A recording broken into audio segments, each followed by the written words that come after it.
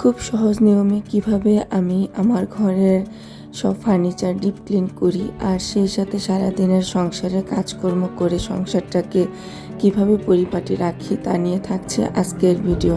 Hello everyone, আসসালামু আলাইকুম। কেমন আছেন সবাই? চলে আসলাম নতুন আরেকটা ভিডিও নিয়ে। আশা করছি ভিডিওটা শেষ পর্যন্ত ভালো লাগবে।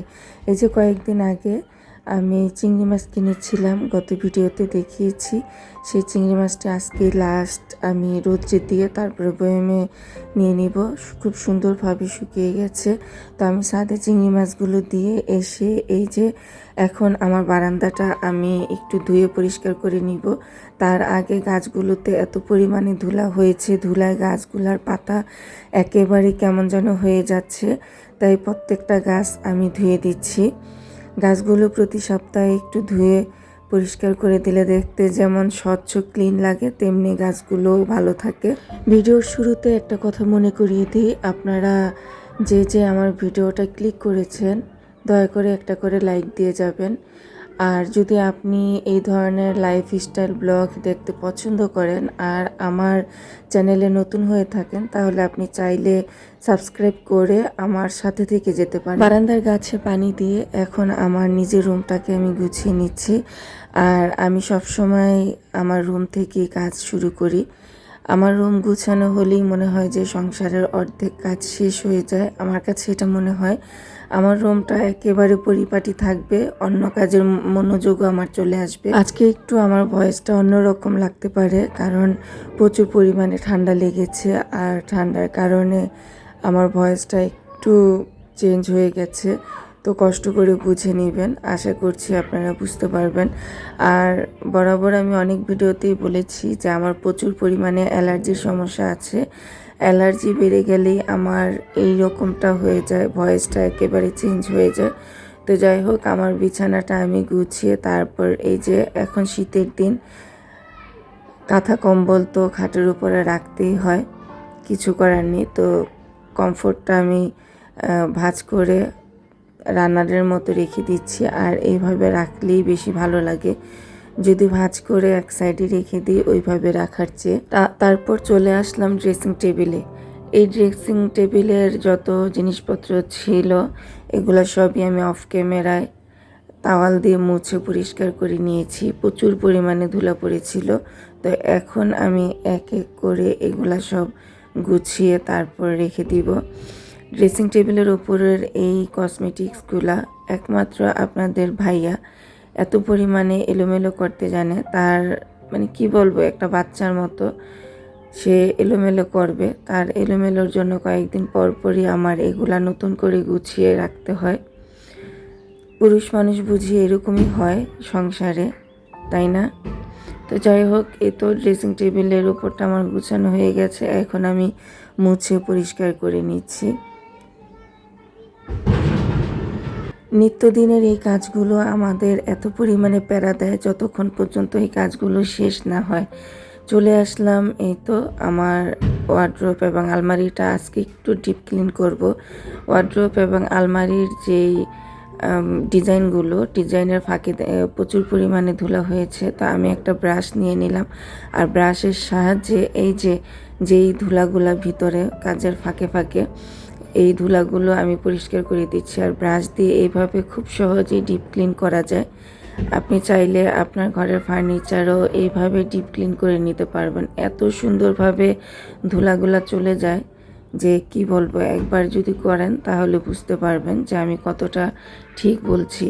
তো আমি আমার আলমারিটা পরিষ্কার করে তারপর এখন ওয়ার্ড্রোবটাও পরিষ্কার করে নিচ্ছি। প্রতি সপ্তাহ যদি একবার হলেও এইভাবে আপনি আপনার ফার্নিচার পরিষ্কার করেন, তাহলে ফার্নিচার সবসময় নতুনের মতো চকচকে থাকবে।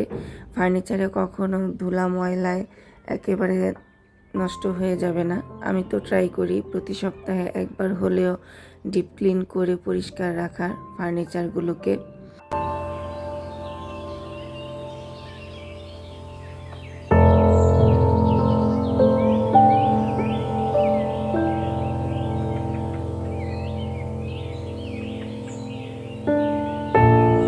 আমার রুমটা ক্লিন করে চলে আসলাম ড্রয়িং ডাইনিংয়ে।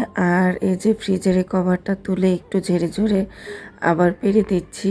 এই কভারটা আমার নিজের হাতেই তৈরি করেছি। আর এই ধরনের কভারগুলো ফ্রিজের ওপরে দেখতেও বেশ ভালো লাগে। তো কভারটা একটু ঝেড়ে ঝেড়ে তারপর আমি নতুন করে আবার গুছিয়ে নিলাম। গুছিয়ে চলে আসলাম ডাইনিং টেবিলে। আর সকালে খাওয়ার পরে ডাইনিং টেবিলটা পরিষ্কার করা হয়নি, এখন মুছে পরিষ্কার করে নিচ্ছি।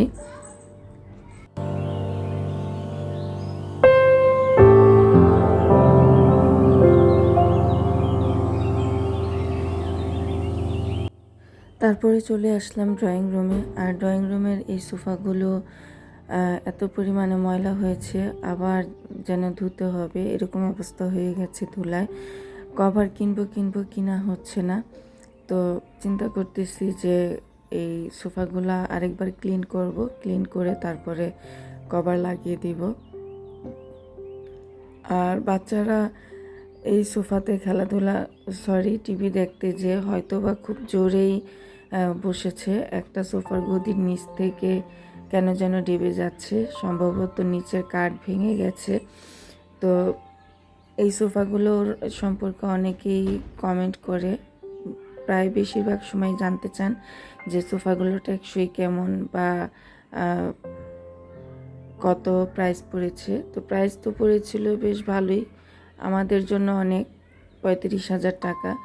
কিন্তু সেই তুলনায় সোফাগুলো একেবারেই টেকসই না, একেবারেই নর্মাল পড়েছে। তো আপনারা যারাই কিনবেন দেখে শুনে কিনবেন।